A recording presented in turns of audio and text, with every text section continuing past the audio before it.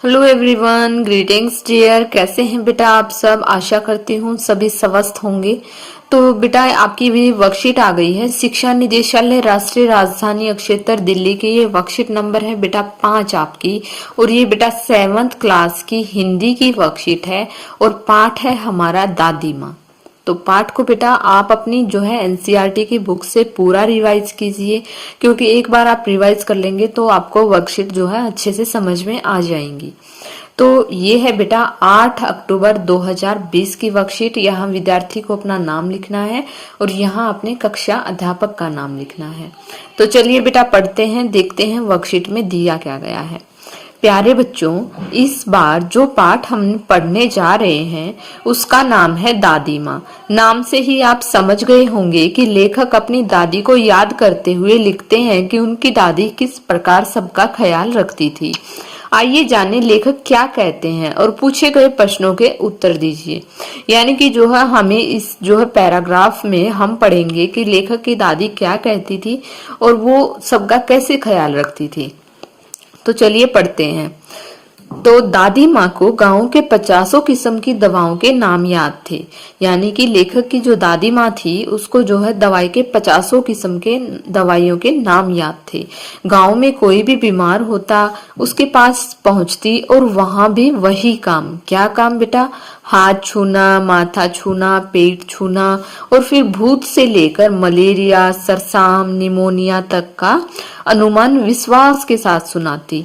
महामारी के दिनों में रोज सवेरे उठकर स्नान के बाद लवंग और गुड़ मिश्रित जलधार, गूगल और धूप क्या करती बेटा? जैसे गूगल दे देते हैं हम, धूप दे देते हैं, जिससे क्या होता है जो घर में जो है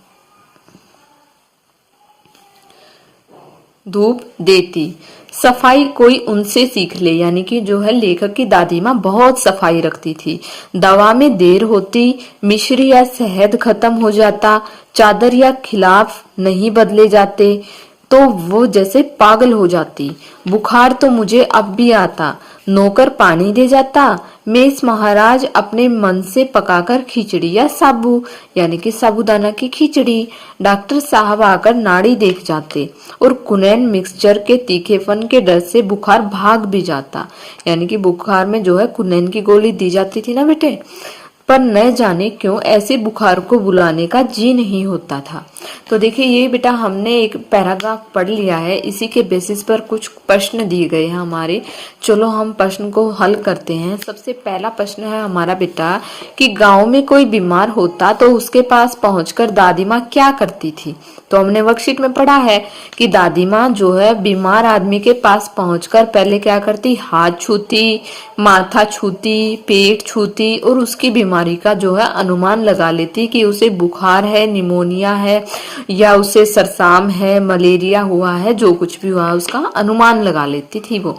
प्रश्न नंबर 2 है बेटा हमारा कि महामारी के दिनों में दादी माँ क्या किया करती थी। तो क्या किया करती थी महामारी के दिनों में? हमने वर्कशीट में देखिए पढ़ा है कि रोज सवेरे उठकर जो है लवंग और गुड़ मिश्रित जलधार, गूगल और धूप देती और सफाई तो कोई उनसे सीखे। तो यहाँ पर जो है लेखिका क्या करती थी?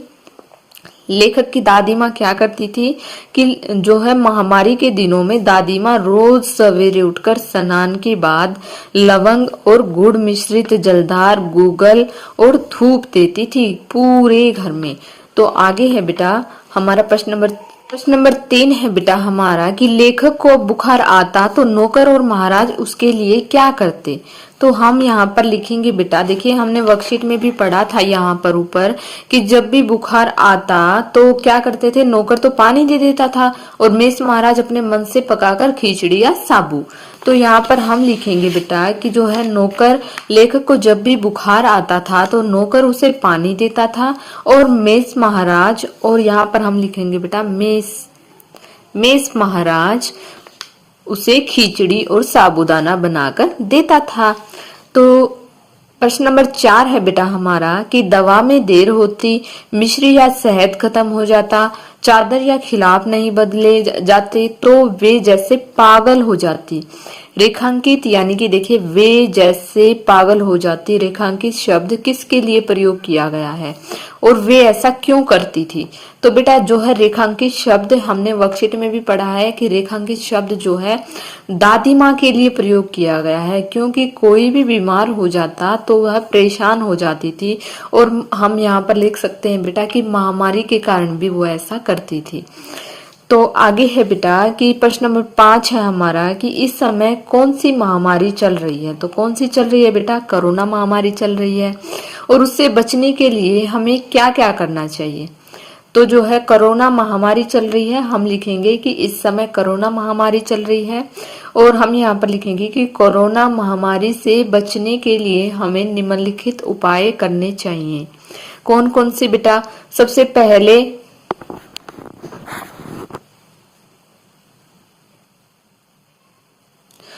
पहले तो हमें मास्क का उपयोग करना चाहिए। क्या करना चाहिए बेटा, ये तो सबसे जरूरी है, क्योंकि हमें मास्क का उपयोग इस बीमारी में करना चाहिए। दूसरा है बेटा एक दूसरे से उचित दूरी बनाए रखें, क्योंकि बेटा डिस्टेंस जो है हमें इस बीमारी में रखना बहुत ही जरूरी है। तो हमें एक दूसरे से उचित दूरी बनाए रखनी है। बार बार जो है अपने हाथों को साबुन से धोते रहना है। और क्या करना है, जो मोस्ट इम्पोर्टेंट है बेटा, अपने खाने पीने का जो है अपना ध्यान रखना है। अपने स्वास्थ्य का ध्यान रखेंगे आप, क्योंकि जो है आपका स्वास्थ्य सही रहेगा तो आप बीमारी से बचे रहेंगे। आपका इम्यूनिटी सिस्टम जो है स्ट्रांग रहेगा तो कोई भी बीमारी आपके पास नहीं आ सकती। इसके बाद बेटा बाहर से जो है जरूरत का सामान ही खरीदें और सामान को सैनिटाइज करें, क्योंकि ऐसे ही बाहर से सामान लाकर सीधा जो है हमें यूज नहीं करना चाहिए, क्योंकि ये महामारी इतनी बुरी तरीके से फैल रखी है कि इससे जो है बचाव ही हमारी सुरक्षा है। तो आई होप बेटा आपको वर्कशीट समझ में आ गई होगी। अगर आपको वीडियो अच्छी लगी तो please like, share and subscribe जरूर कीजिए। Thank you. Thanks for watching.